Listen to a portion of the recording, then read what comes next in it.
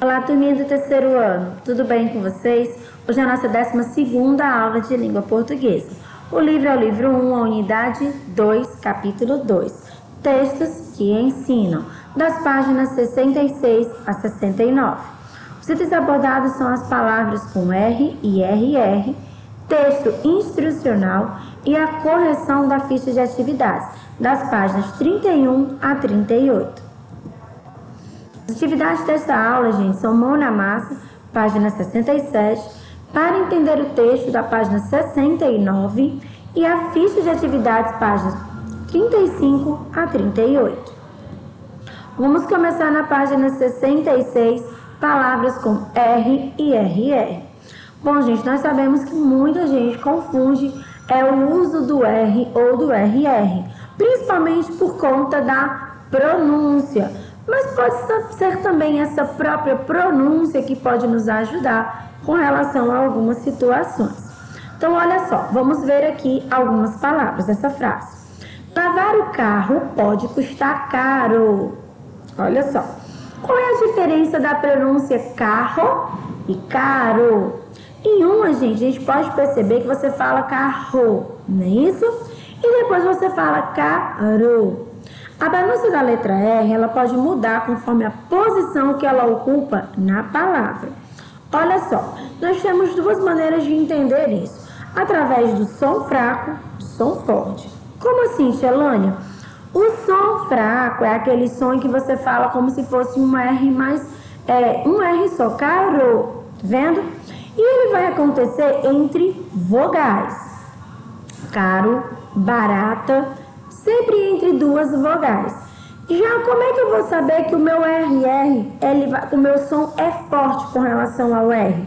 Primeiramente, no início de uma palavra, rio, raio, depois de consoantes, genro, e em palavras escritas como RR, carro. Você pode perceber, gente, que no som fraco você pronuncia um único R. Olha só, caro, barata, rareriroru. Já no som forte, você pronuncia ra, ré, ri, ro, ru, rio, raio, genro, carro. Tá vendo a diferença? Então, som fraco, ra, ré, ri, ro, ru. Som forte, ra, ré, ri, ro, ru. Tá? Então, olha só. O meu som fraco é quando eu tenho um único R entre as minhas vogais. E a questão do R com o som forte? Ele pode aparecer no começo de uma palavra, ele pode aparecer após uma consoante ou com o RR. Muito cuidado, o RR não pode aparecer no início de uma palavra, tá? E nem após uma consoante, entre uma consoante e uma vogal. O RR sempre vai aparecer entre vogais, tá bom? Jamais no começo de uma palavra ou entre uma consoante e uma vogal. Então vamos lá. Continue as frases completando-as com a palavra adequada. Nós vamos agora fazer a atividade da página 67, mão na massa. A aranha não é arranha, era não é erra e couro não é corro. Olha só, tá percebendo que quando nós temos o R entre vogais, ele vai ter som o quê? Fraco, ele pronuncia ra. Mas se eu coloco entre vogais o meu som forte de R, eu adiciono o RR, que ele vai ter o som de ra, ré ou ró. Tá bom? Então, a gente já percebeu aqui a mudança de uma palavra para outra. Segunda questão, nós vamos escrever 5 palavras que tenham som, a letra R. Na primeira vai ser R com som fraco, então vocês vão ter que utilizar o R entre vogais com a pronúncia de ra, ré, ri, ro, ru, né? E aqui o R com som forte, que pode ser um R no começo de uma palavra, após uma consoante, ou pode ser também com o RR. Lembrando que nesse caso ele vai ter a pronúncia de ra, ré, ri, ró e ru. Texto instrucional, página 67. Você já seguiu algum texto instrucional indicando um passo a passo sobre como fazer algo? Então vamos lá. O que é um texto instrucional ou texto de instrução? É um texto que vai orientar alguém a fazer alguma coisa. Ele vai orientar em 3 sentidos. O que fazer, o que usar para fazer e o como fazer. Nesse sentido, há diversas instruções que devemos seguir para que possamos produzir algo assim, como foi instruído. Se forem seguidas todas as orientações e o passo a passo do texto instrucional, os resultados desejados serão alcançados. Exemplo, manual de eletrodoméstico, manual de jogos eletrônicos, rótulos de embalagens, enfim, qualquer texto que tenha como objetivo ensinar e mostrar como fazer algo. Ou seja, os textos instrucionais, eles estão em todo lugar. Gente, o texto instrucional é aquele texto que vai dar instruções de como você fazer alguma coisa. Nesses 3 passos que ele chama, 3 sentidos, é o que fazer, que é o título, né? O que usar para fazer, que são os ingredientes, e como fazer, que é o modo de fazer ou o modo de preparo. Gente, essas instruções sempre elas vão convencer alguém a fazer alguma coisa. E você tem que seguir a ordem que está sendo descrita, para que o resultado alcançado, o resultado desejado, ele realmente seja alcançado. Por exemplo, se você for fazer um bolo, você não pode adicionar o recheio primeiro e depois a massa do bolo. Fica errado. Então, você primeiro vai fazer a massa e ele vai dizendo passo a passo de como fazer.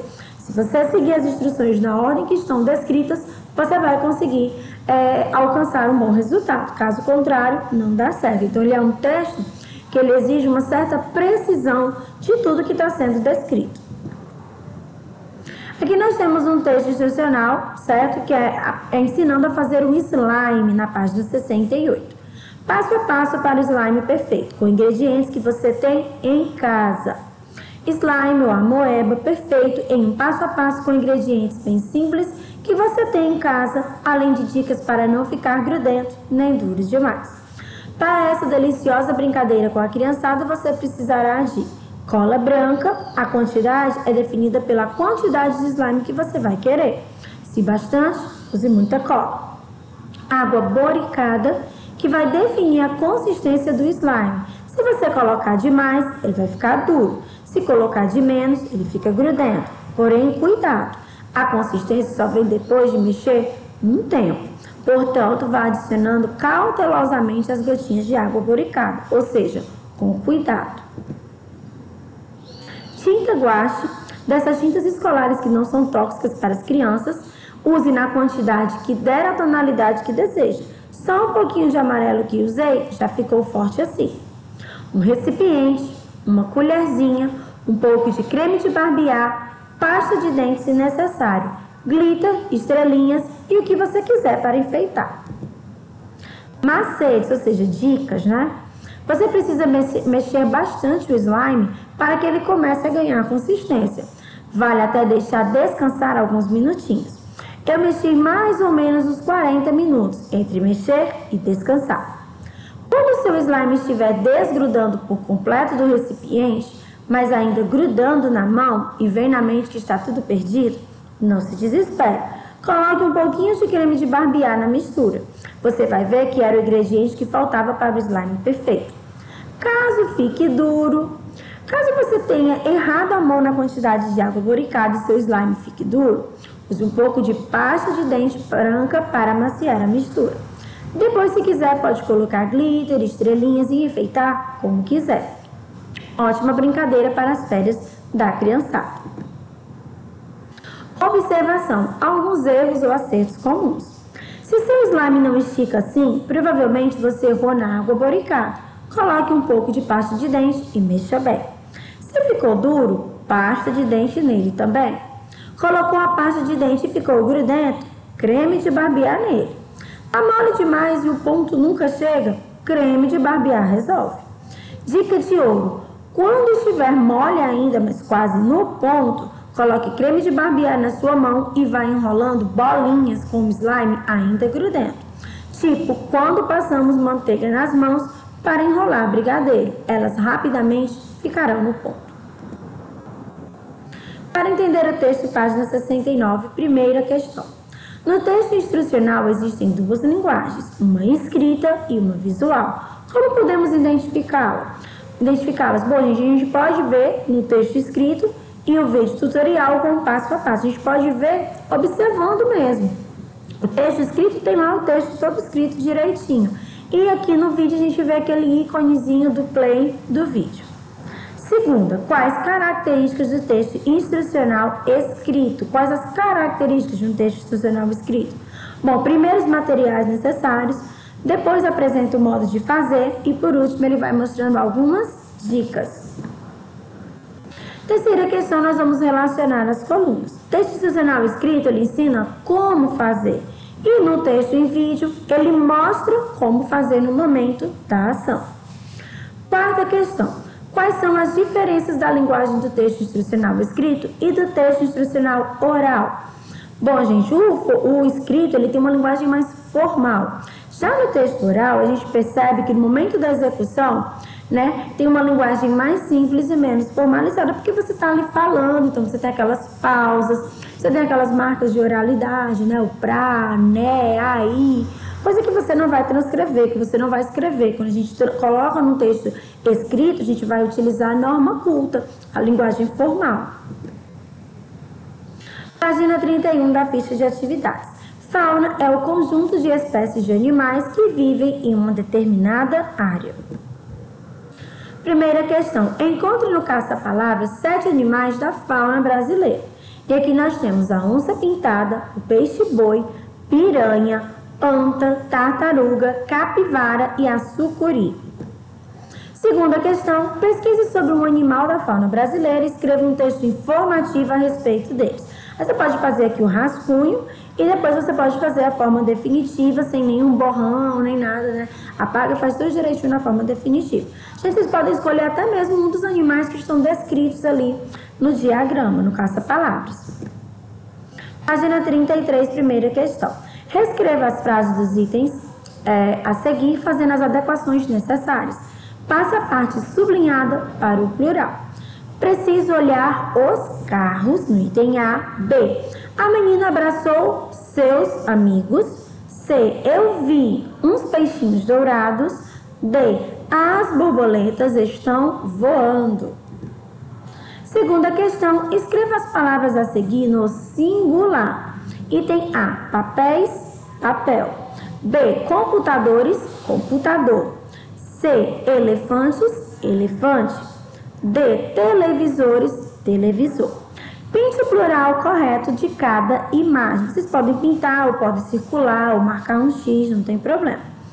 Plural de jornal, jornais.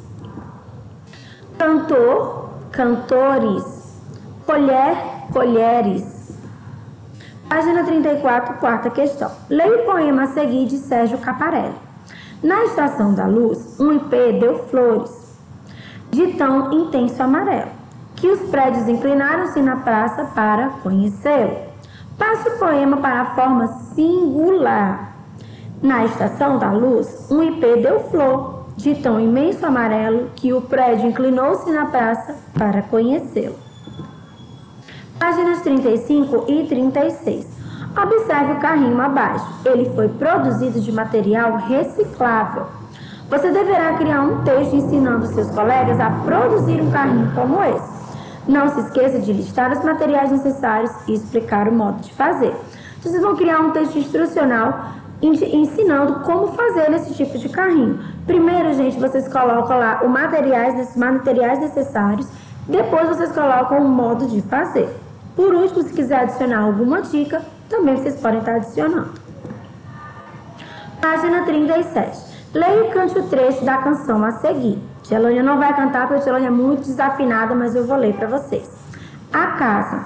Era uma casa muito engraçada, não tinha teto, não tinha nada. Ninguém podia entrar nela não, porque na casa não tinha chão. Mas a música é do Vinícius de Moraes, né? A Casa, e foi lançada no CD A Arca de Noé. Primeira questão, resposta pessoal. Você já conhecia essa canção? Bom, eu já conhecia.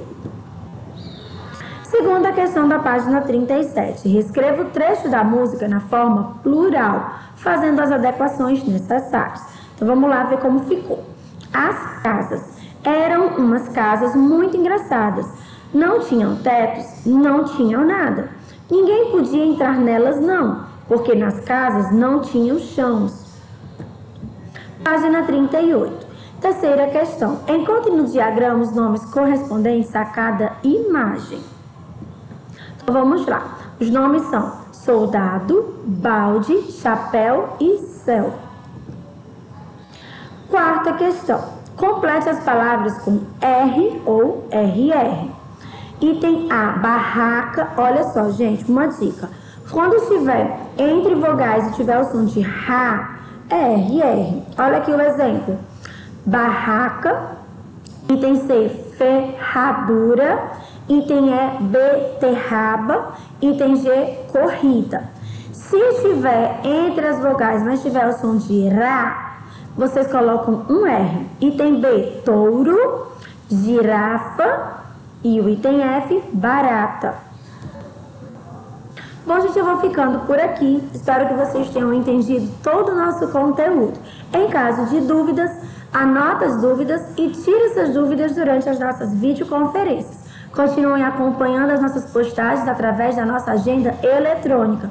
Um grande abraço e até a nossa próxima aula. Tchau, pessoal!